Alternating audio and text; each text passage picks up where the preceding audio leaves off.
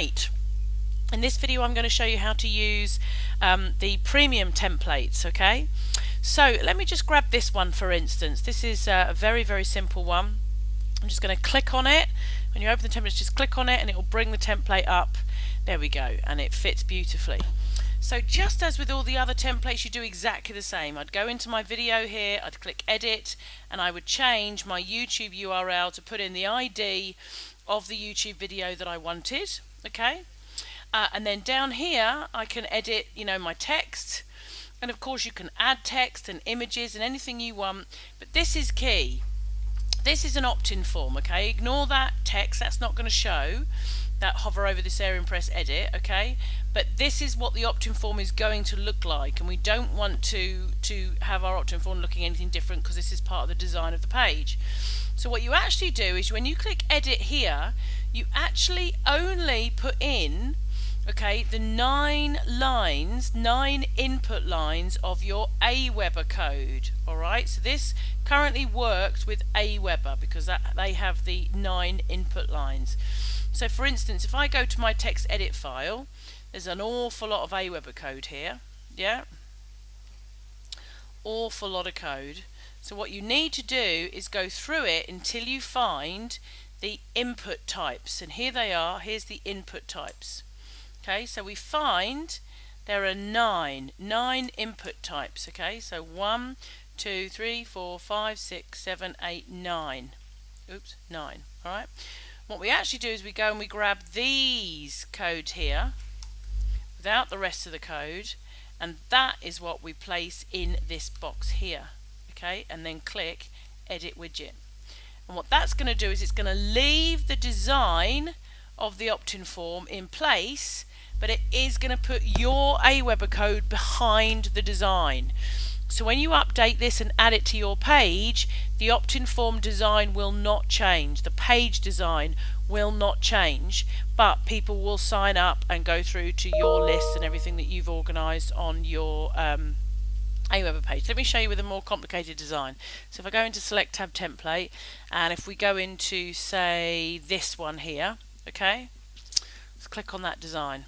Alright, so this is a slightly more complicated design, and you can see, let me just open that up. You can see here, oops, I'm moving them around, is your Aweber code. So if I click edit, okay, and then put in my 9 lines of code there and edit the widget, I just need to move it around a little bit. Okay, what's going to happen is that design hasn't changed. You see what I mean? So the design remains the same. It doesn't suddenly replace it with your Aweber form. But if I now went and updated this and placed it in my page, then that means that people would sign up on my list, yeah, with my Aweber code, because I've placed the code behind that design. I do hope that makes sense to you. So all of these templates are exactly the same as the others, guys. You get to amend and move around, so you can edit that text there. That's the WYSIWYG editor there. You can put in different text here and play around with it. You could put an image over this box here, so I could go and grab this, for instance, and go and grab an image. So I could go to Joe Barnes, images, general, and put in an image of me. There we go, Joe Pixmall, add image. Okay, and that's going to put that in there, and I could go and put that in there. See? Not the best image in the world because it's a small one, but I could go and put that in there. If I wanted that to be a video, for instance, okay, I might want to put a video in there, so I could go and get either a YouTube video or I think I've got one somewhere here. So if I wanted to put in a video in that section, I could go and put add the widget, and then that's going to bring up my little video widget, and I can go and put that in there.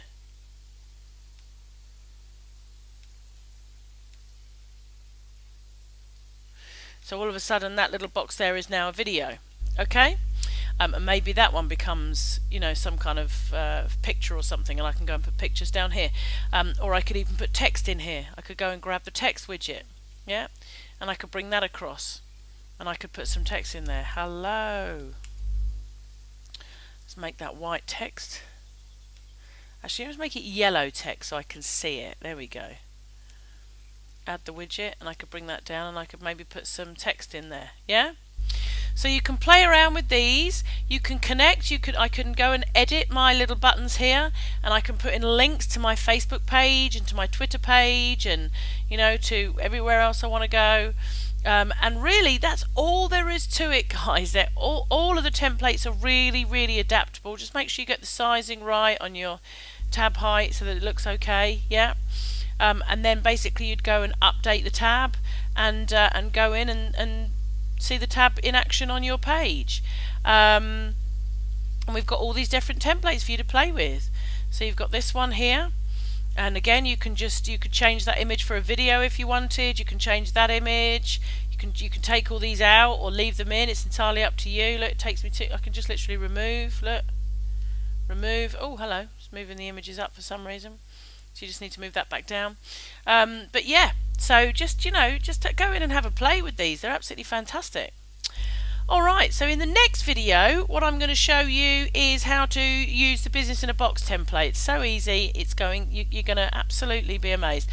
For all those people that actually did put Business in a Box into play on the WordPress and everything, this absolutely turns the job into literally a 2-second job. So I'm going to show you how to do that on the next video, and I'm going to show you the Reveal tab and the Google Analytics tab. So I'll see you on the next video.